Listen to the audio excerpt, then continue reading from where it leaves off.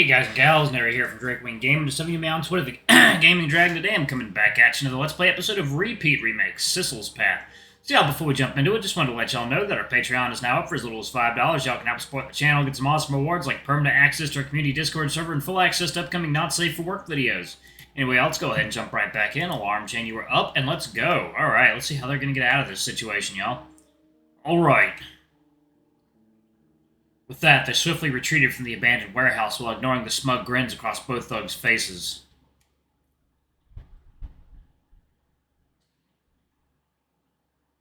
As soon as they stepped out of the warehouse, Owen let out a frustrated holler and kicked over a nearby trash can.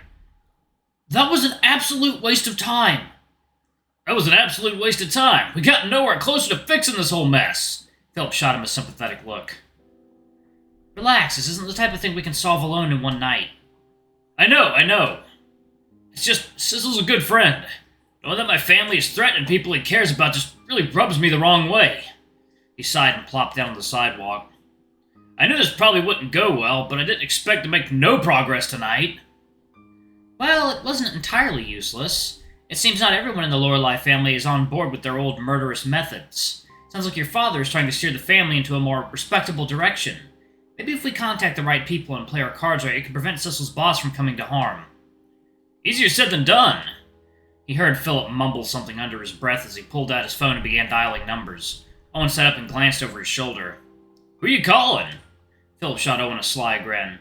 Believe it or not, the Black Cat has a few friends in his back pocket for these kinds of situations. One of those friends happens to be an informant, a criminal informant. He trades secrets among the seedier parts of the city, and he's got a special interest in the Lorelei family. I think I know who it is. And he owes me a few favors. I'm sure he can give us a hand. Owen raised an eyebrow curiously. What did you do for this guy to get these kind of favors? Phillip shrugged. I broke him out of jail when I was younger. What? How did that happen? Bad luck for the most part. Don't worry about it. The point is, I think he can help us out of this mess. Phillip paused. He peered up at Owen, staring slowly at the thick anxiety painted across his face. His eyes softened and he gently placed a reassuring hand on Owen's arm. We'll figure this out. You can count on it. Yeah, thanks, Phillip. Oh,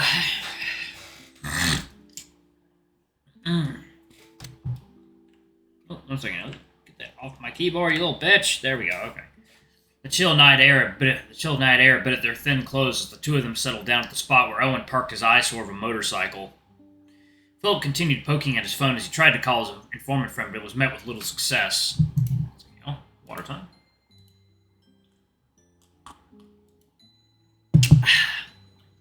Owen watched as he swore under his breath while trying a dozen other numbers. Is your friend usually this hard to reach? He's got like 1 million different phone numbers and tosses half of them every other week. Little shit, what's the point of being an informant if nobody can reach him? As Phillip struggled through another round of dial tones, a soft light in the distance caught Owen's eye. He glanced up, confused. Staring out across the parking lot, he noticed the shining headlights of a vehicle approaching through the night. A taxi? Who the hell takes a taxi here at this time of night? They'll definitely have a hard time getting home. The car slowed to a stop in the warehouse parking lot. A familiar figure climbed out. Owen's eyes grew to the size of dinner plates as he seized Phillip by the shoulder. Hey, isn't that... Phillip glanced up and frowned, following his gaze. It was hard to make out in the distance, but the silhouetted figure with his wide frame and headband down was undoubtedly Sissel's boss. They watched as he grabbed a large backpack from the taxi and waved the driver goodbye. He's coming this way! Hide! Why would y'all hide? Y'all need to stop him! Owen and Phillip immediately scrambled to shove his aggressively eye-catching orange motorcycle out of sight behind a row of bushes. They dove underneath the shrubbery just as Sissel's boss rushed by, oblivious to their presence, and made a mad dash towards the dark warehouse. That was definitely Sissel's boss. What is he doing here? I doubt it's anything good. The two of them exchanged perplexed looks before quietly following the man. They lost sight of Sissel's boss as he rushed into the dimly lit warehouse. Following him inside was too risky. They would be spotted in an instant in the large empty building. Phillip grabbed Owen's arm and yanked him out towards the back of the building, where they thankfully found an open window with a decent back view inside. The two Lorelei thugs were still loitering in the back of the building as Sissel's boss cautiously approached them. I thought it was weird that they didn't leave immediately after we did. So they had another meeting arranged. Phillip glared through the dim lights of the warehouse as he continued dialing desperately into his phone. Shh! Can you hear what they're saying? Thankfully, the voices of the people inside echoed through the warehouse loud and clear. There was a defeated look on Cecil's boss's face as he threw down his stuffed backpack at the thug's feet. Alright, I brought all the money I could muster up on a short notice, in cash. The shrewd thug glanced over the backpack with a raised brow. Is that all? Hershel took a deep breath. His face was crestfallen with defeat.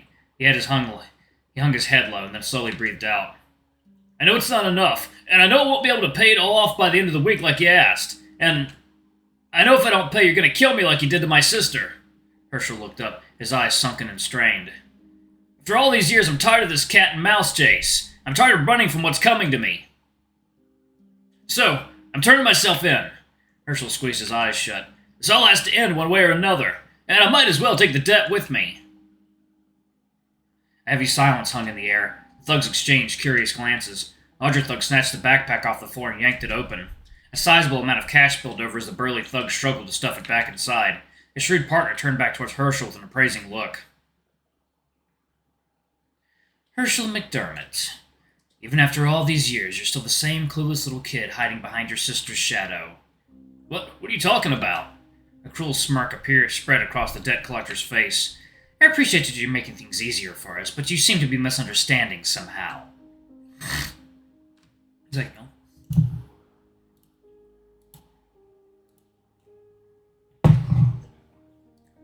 We never said anything about ending your debts with your death. After all, your parents' debt didn't die with them. They were passed on to you. Hershel's hair bristled and dread slowly seeped down his spine. What do you mean? I don't have any family left. Doesn't necessarily have to be a blood relative. We're not a picky bunch. What about that boy that's been living under your roof for the past few years? He will do.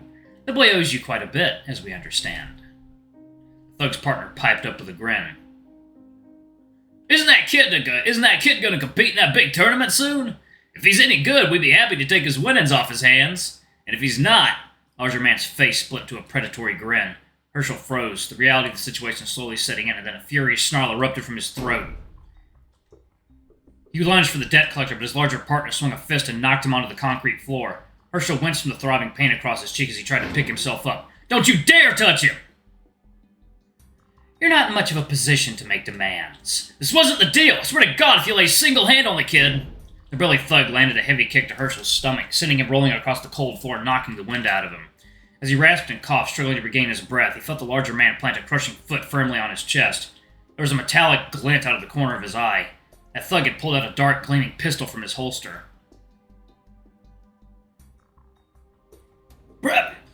Perhaps I should make myself more clear to you, Hershel McDermott. We do not make deals with dead men.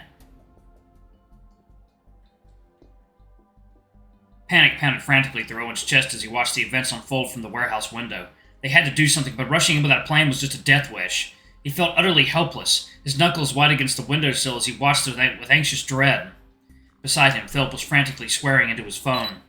There was a sudden beep as someone picked up. Fucking finally! There was an urgent exchange of whispers over the phone. Phillip looked furious as he muttered the warehouse address and something along the lines of, "Get your ass over here right now!" before hanging up. Owen watched as he stuffed his phone back into his pocket before hurriedly rummaging through his shoulder bag. Owen, go start your motorcycle and get ready to haul your ass out of here. What do you mean? Do we have a plan? Sort of. I'm going in there, grabbing Cecil's boss, and then we're going to get out as fast as your bike can take us. What? How do you expect to do that? There are 2 armed men in there, not to mention... Owen paused. Phillip? My bike won't fit 3 people. He didn't get a response. Phillip yanked out a familiar blackjack out of his bag and frantically patted down his pants.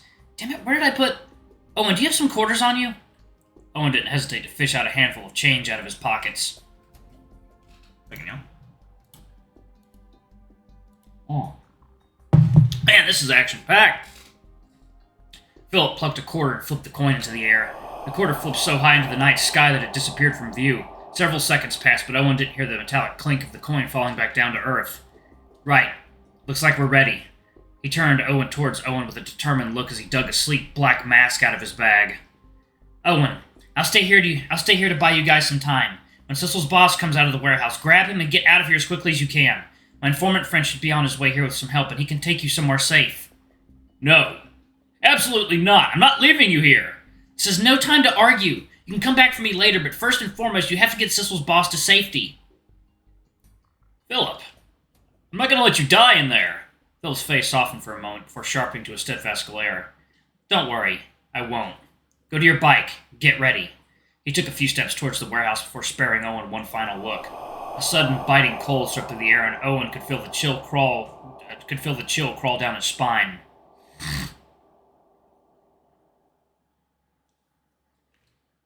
There's no need to worry about me, Owen. I'll be fine.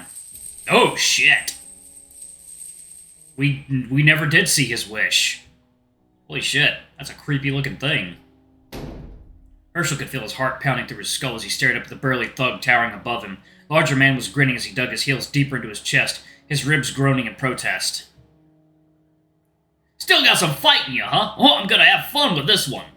Hershel feebly grabbed at the foot, planted squarely on his chest, but it wouldn't budge. He had to get out of here and warn Sissel. He was supposed to keep him safe. That was the whole point of this mess, and he couldn't even manage that. A sudden chill washed over the warehouse interior. Hershel could feel his hair stand on end as a strange anxiety pulled up inside him. The Lorelei thugs seemed to feel it too. They exchanged nervous looks as they glanced around the building. Did you feel that, bro? Just the night chill, nothing more. What are you getting so worked up for? A sharp crack pierced the air as the fluorescent lights of the warehouse shattered one by one, plunging the building into darkness. There was a metallic clink as the two debt collectors huddled together with pistols drawn. The only source of light was the dim glow of the moon pulling in from the shadows. It was almost impossible to see anything against the shadows of the warehouse. Who's there? The thug's voice echoed through the empty building with no answer. Whoever you are, you've got quite the nerve to meddle with the Lorelei family. Do you have any idea what you're dealing with?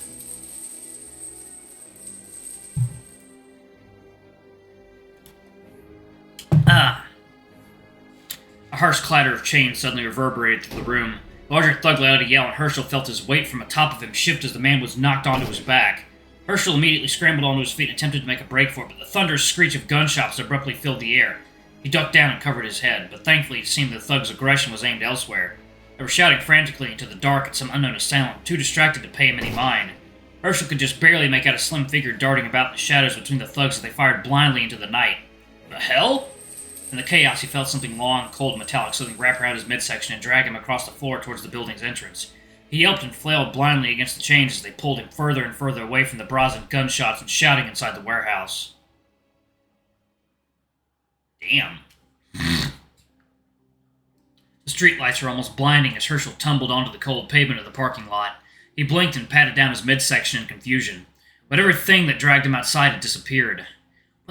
What in the world was that? He yelped as a sturdy arm grabbed him and pulled him onto his feet. Well, goddamn, he actually did it. You're Hershel, right? Sissel's boss? A tall young man glared down at him from atop an extremely bright orange motorcycle. Hurry up and climb on. They'll be chasing after us in a second. Wait a second, you're that Owen fella. What are you doing here? Is this really the time to ask that sort of thing? Do you want to get out of here or not? Alright, I'm going to go ahead and pause it right there. Thank you all so much for watching. Don't forget to like, comment, subscribe, ring that notification bell, and check out our Patreon if you can. It always helps. Before I go, I'm going to give a quick shout out to our lovely bronze tier patrons. Thank you all for all you do for the channel. We greatly appreciate your support. Thank you to our silver tier patron, Cade Silvermoon. Thank you for going a bit above and beyond. It's greatly appreciated.